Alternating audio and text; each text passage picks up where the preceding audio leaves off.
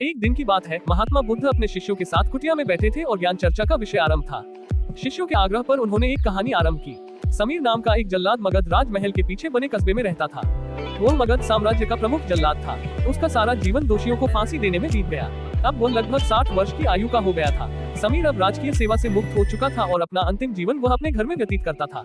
अपने जीवन काल में किए गए सभी घटनाओं को याद करता और पश्चाताप करता। मेरे हाथों इतने जीवों की हत्या हुई, यही सोच विचार करते हुए वह नहा धोकर तैयार हुआ। जैसे ही वह खाना खाने के लिए बैठा, दरवाजे पर आवाज आई।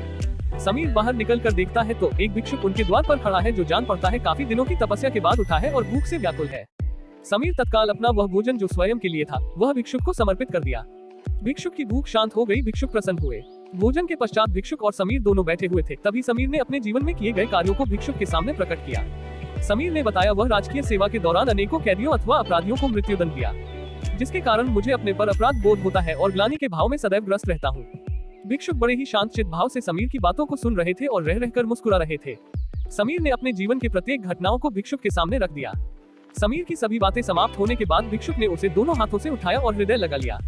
कहा, वत्स, तुमने ये सब क्या स्वयं से किया या फिर किसी के आदेश के कारण? समीर बोल पड़ा, ये सब सिद्ध होने के बाद राजा के आदेश पर यही मैंने मृत्युदंड दिया। वत्स, फिर तुम दोषी कैसे हुए?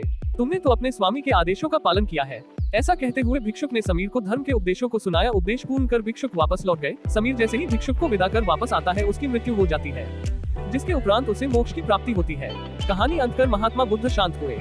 महात्मा बुद्ध के शिष्य इस पूरी घटना को ध्यान पूर्वक सुन रहे थे। उन्होंने महात्मा बुद्ध से पूछा, जिसने जीवन भर अनेकों हत्या की थी, वह मोक्ष कैसे प्राप्त कर सकता है? महात्मा बुद्ध मुस्कुराए और अपने शिष्यों को समझाया, जिसने जीवन में पहली बार ज्ञान की प्राप्ति की हो, अंत समय जिसका निकट हो और ज्ञान के शब्द उसके कानों में पड़े हो, वह मोक्ष की प्राप्ति कर लेता है।